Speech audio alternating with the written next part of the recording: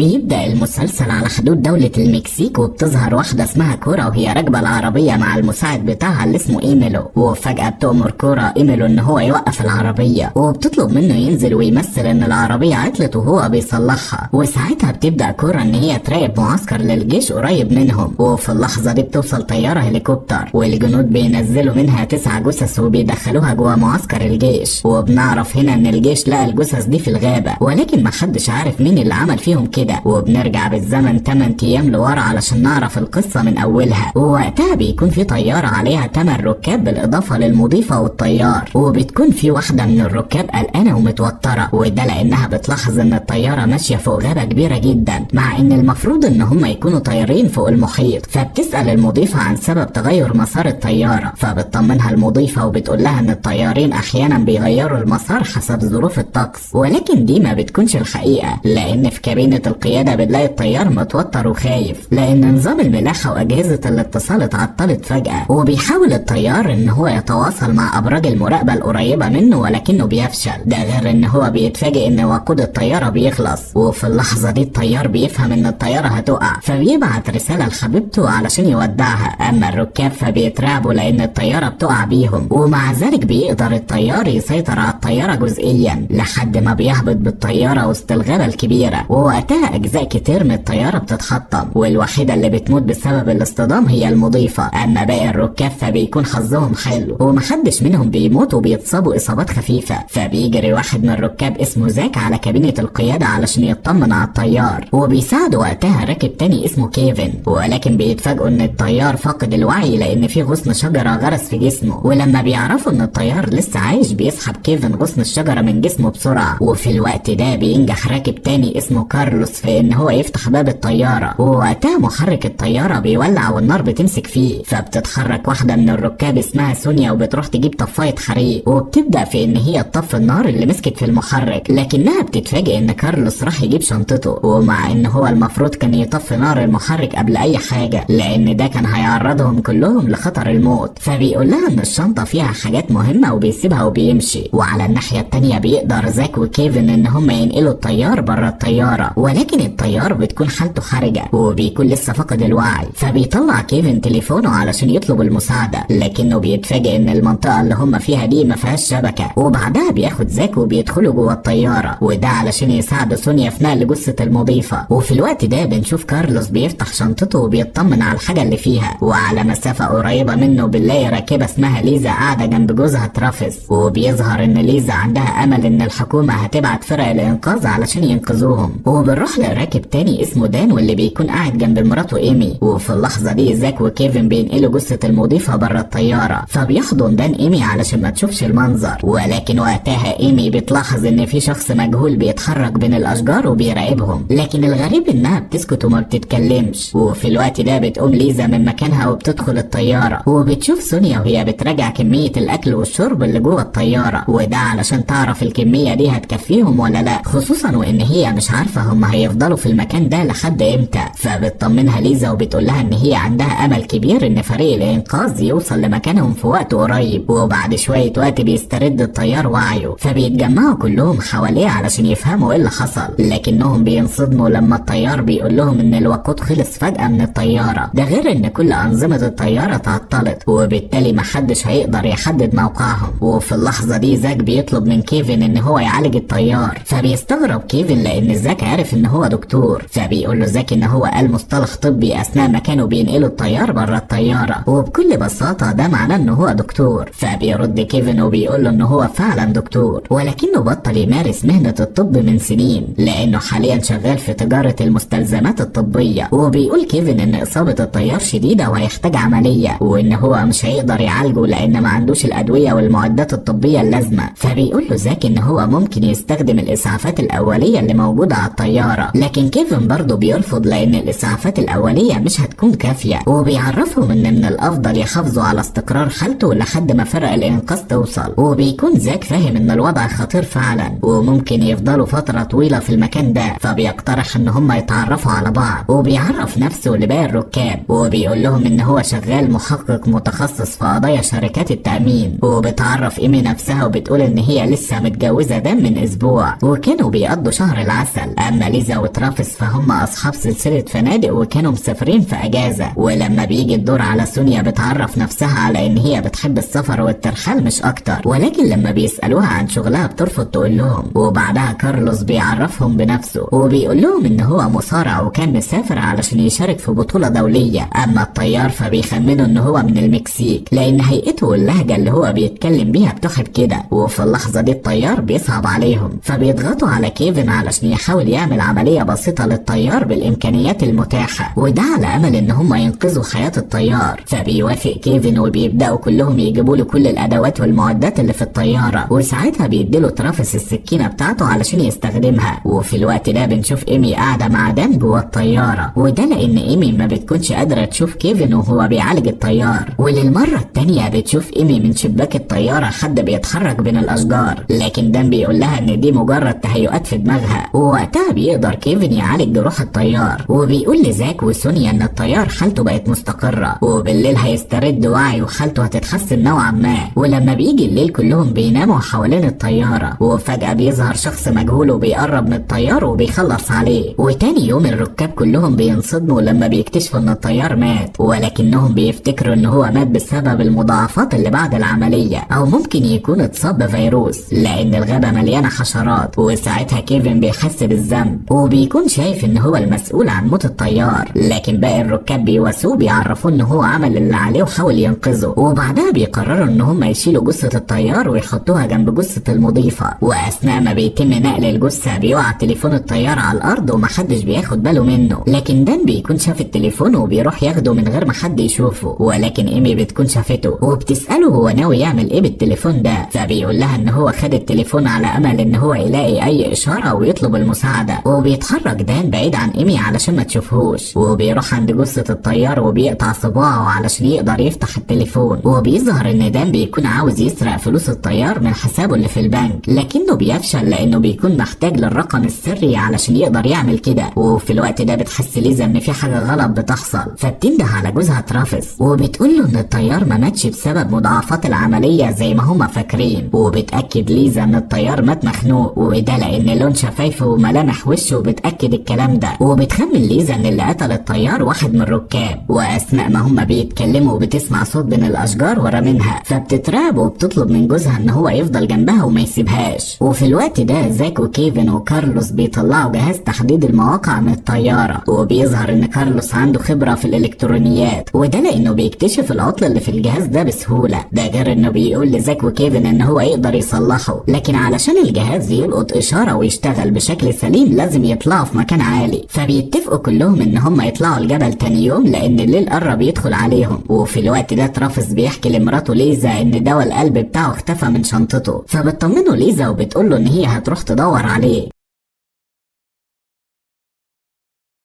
وفي نفس اللحظة بتكون سونيا جوه الطيارة وبيدخل عليها زاك وبيلاحظ ان هي مستغربة، وبتقوله ان في حد من الركاب اللي معاهم اناني جدا ومش بيفكر غير في نفسه وبس، وده لانه سرق اكل وشرب من اللي في التلاجة بتاع الطيارة. وبيستغرب زاك ان هي مش بتتهم هو بالسرقة، فبتقوله ان احساسها بيقول ان هو انسان كويس وما يعملش كده. فبيسألها زاك عن طبيعة شغلها اللي هي رفضت تقوله عليها قدام الناس، فبتعرفه ان هي بتشتغل مصورة صحفية وان هي متخصصة في امور اللاجئين اللي بيعبروا الحدود بين الدول. وتاني يوم بيقرروا كلهم يدوروا في الغابة على اكل وشرب، ووقتها بيقرب كيفن من فطر مزروع في الارض، لكن سونيا بتمنعه في اخر لحظة وبتقوله ان الفطر ده سام. فبيستغربوا كلهم من ثقافتها ومعرفتها بالنباتات، فبتقول لهم ان هي راحت اماكن كتير زي الغابة دي. وبعدها بيقف دان قدام بركة مية وبيكون فرحان جدا لدرجة ان هو بيجهز نفسه علشان ينط في المية، لكن كارلوس بيحذره وبيمنعه قبل ما ينزل لانه ما يعرفش عمق المية قد ايه ولا الكائنات اللي ممكن تكون جواها، ومش بعيد يكون في البركة دي اسماك متوحشة. وهنا زاك بيرمي جزمته جوه البركة، وفجأة الجزمة بتتشد تحت المية وبتختفي. فبيفهموا كلهم ان البركة مليانة بالاسماك المتوحشة. وفجأة بيسمعوا كلهم صوت ضرب نار بيكون جاي من الغابة، فبيجروا بسرعة على مصدر الصوت. وهناك بيكتشفوا ان ترافيس كان بيصطاد حيوان من الغابة باستخدام بندقية القنص بتاعته، وبالطريقة دي بيكون ترافيس قدر يحل مشكلة الاكل ولو بشكل مؤقت. ولكن بعدها بيفكروا في طريقة ان هم ياخدوا بيها مية من البركة علشان يشربوها. فبتتحرك سونيا بسرعة وبتجمع كل الادوات المتاحة حواليها، وبتبدأ تاخد مية من البركة، وبعدها بتعمل للمية عملية تقطير، وبكده بتقدر تجمع كميات مناسبة من المية الصالحة للشرب. وبالليل بيتجمعوا كلهم وبيطبخوا الحيوان اللي اصطادوا ترافيس. ووقتها سونيا بتسأل كارلوس عن سر اهتمامه بشنطته، فبيفتح كارلوس الشنطة قدامهم كلهم وبيطلع منها قناع، وبيقول لهم ان هو هيلبس القناع ده في مباراة المصارعة اللي هو هيلعبها، وبيقول لهم ان هو مش مستعد يتخلى عن القناع ده مهما حصل، لانه بيمثل هويته اللي بيظهر بيها قدام الجماهير اللي بتشجعه. وبعدها بيخلصوا اكل وبيناموا كلهم، وبيظهر ان ترافيس تعبان ومش عارف ينام من شدة الألم. وفي نفس الوقت ده بيمشي شخص مجهول بين حطام الطيارة في هدوء وحذر، وبيروح عند شجرة معينة وبيكون مخبي فيها تليفون بيشتغل من خلال الأقمار الصناعية، وبعدها بيتصل بكورة وبيتكلم معاها بخصوص حاجة معينة. وتاني يوم الصبح بيقوموا كلهم على صوت ليزا وهي بتصرخ، وبيكتشفوا وقتها ان ترافيس مصاب بسكتة قلبية، فبيحاول كيفن ان هو يساعده على قد ما يقدر ولكنه بيفشل.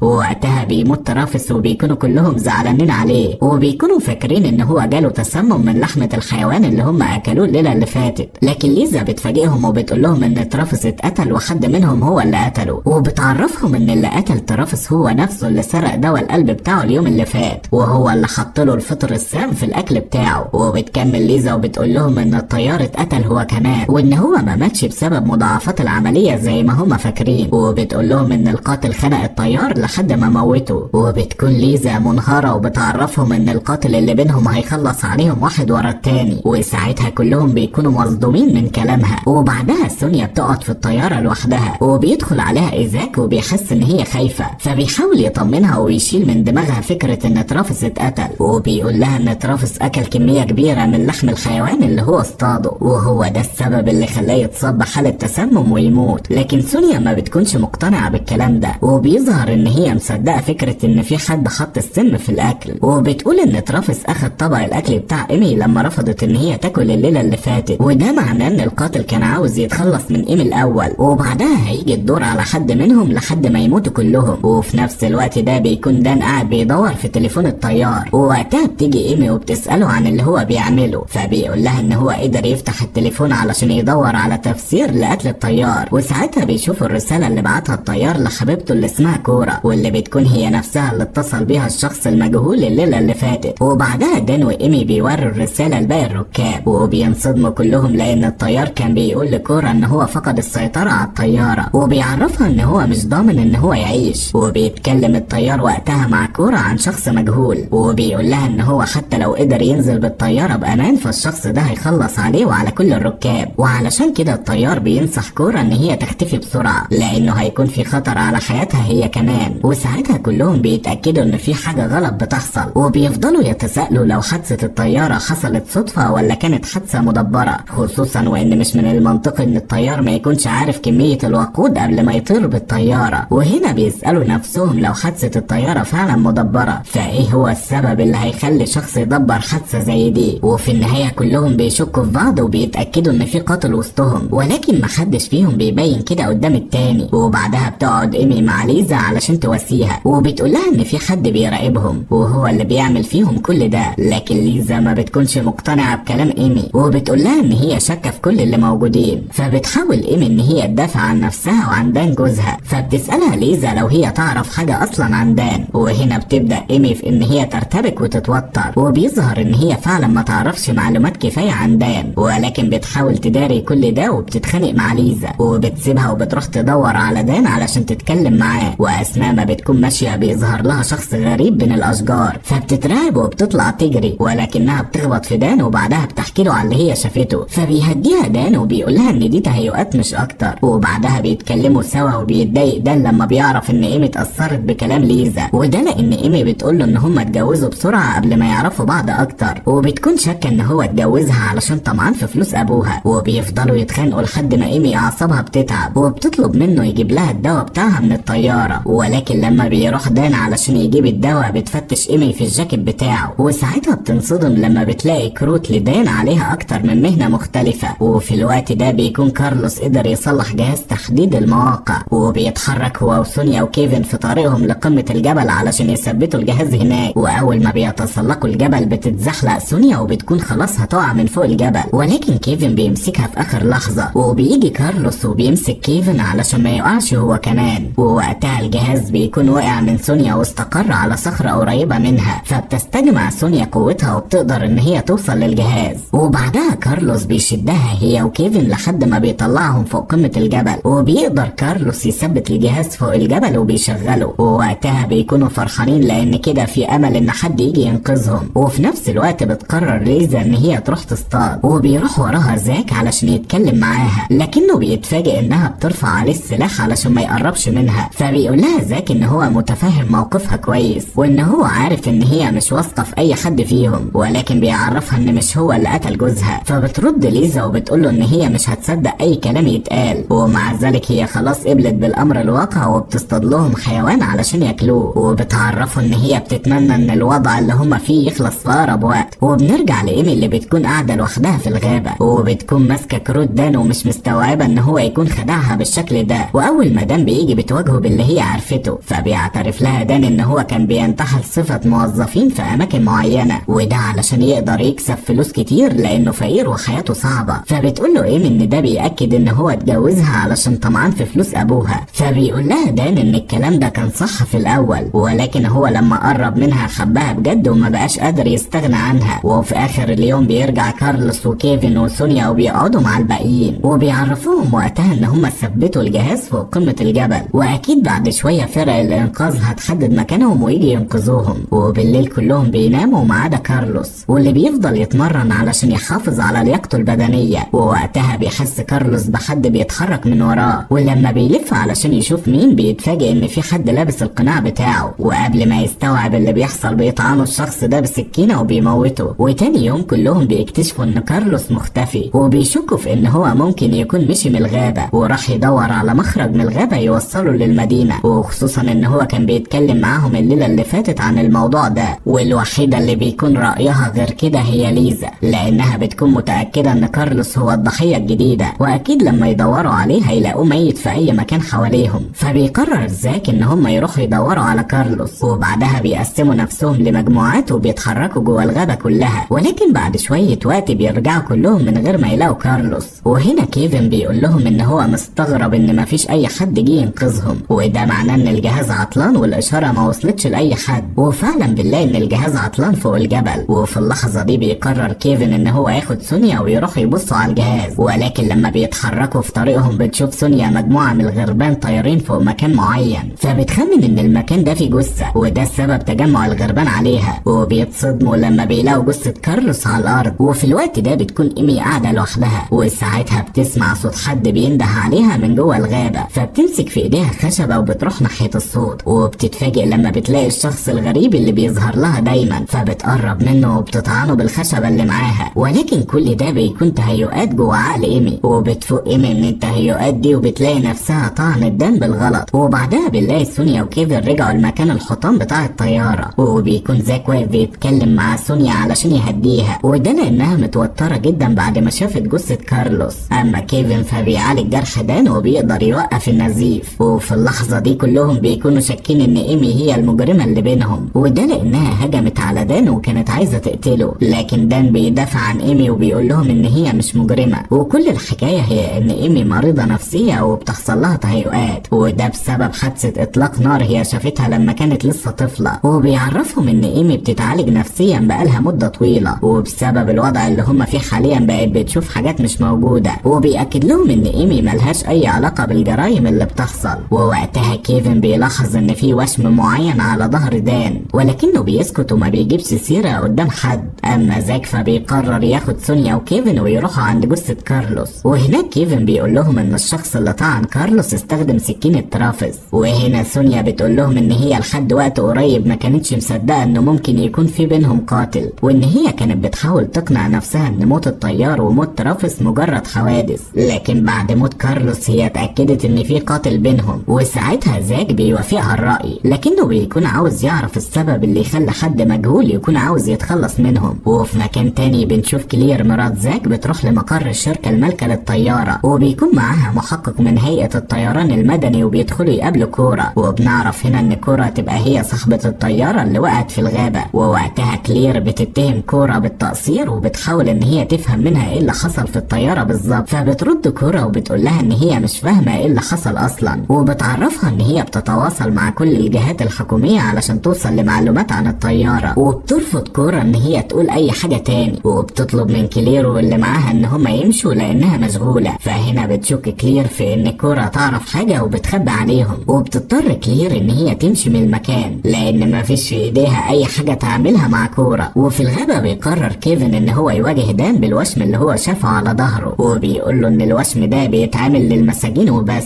فده معناه ان هو مجرم واتسجن قبل كده. وهنا بيفقد دان اعصابه لان كيفن بيلمح ان هو القاتل، وبيتخانقوا هما الاتنين سوا لحد ما بتظهر ليزا وبتقطعهم، وبتعرفهم ان الخناق مش هيجيب نتيجة، وبتعرفهم كمان ان في حد سرق ذخيرة البندقية اللي معاها، وحاليا مش معاها غير رصاصة واحدة بس في البندقية. وبتخمن ليزا ان اللي سرق الذخيرة عاوز يمنعهم من صيد الحيوانات، فبالتالي مش هيلاقوا حاجة ياكلوها وهيموتوا من الجوع واحد ورا التاني. فوقتها دان بيهدى وبيعترف ان هو كان متورط في جريمة انتحال صفة موظف حكومي، وده السبب في ان هو يتقدم للمحاكمة ويدخل السجن. فبيصدقوه كلهم وبتسيبهم ليزا وبتروح الغابة. فبتروح سونيا وراها علشان تتكلم معاها بخصوص موضوع سرقة الذخيرة، فبتفاجئها ليزا وبتقول لها ان هي شاكة في زاك، وبتقول لها ان هي شافته وهو بيدخل جوه الغابة من غير ما حد يشوفه، ولكن هي مشيت وراه من غير ما ياخد باله، واكتشفت ان هو مخبي حاجة في مكان معين جوه الغابة. وبالليل بتحصل عاصفة قوية والجو بيمطر، فبيضطروا كلهم يدخلوا جوه الطيارة لحد ما الجو يهدى. ووقتها سونيا بتاخد بالها ان مية المطر بتتسرب جوه الطيارة، فبيحاولوا ان هم يصلحوا جسم الطيارة علشان يسدوا الفتحات اللي فيه. وفجأة بتقع عليهم كمية كبيرة من الممنوعات، وساعتها بينصدموا كلهم وبيفهموا ان في حد عاوز يخلص منهم بسبب الممنوعات دي. وبتقول سونيا ان ده معناه ان شركة الطيران عبارة عن واجهة لتجارة الممنوعات. واثناء ما هم بيتكلموا بتبص ايمي من شباك الطيارة وبتشوف الشخص الغريب وهو بيتحرك من قدامها، فبتخرج من الطيارة وبتروح وراه بسرعة. ولما الباقيين بيكتشفوا اختفاء ايمي بيخرجوا علشان يدوروا عليها، وبتفضل ايمي تمشي جوه الغابة لحد ما بتلاقي شخص واقف قدامها. والمرة دي ما بتكونش تهيؤات زي اللي بتشوفها ايمي باستمرار، لان الشخص ده بيكون حقيقي وبيكون ماسك نفس السكينة اللي اتقتل بيها كارلوس. وبيظهر ان الشخص ده بيستعد علشان يقتل ايمي،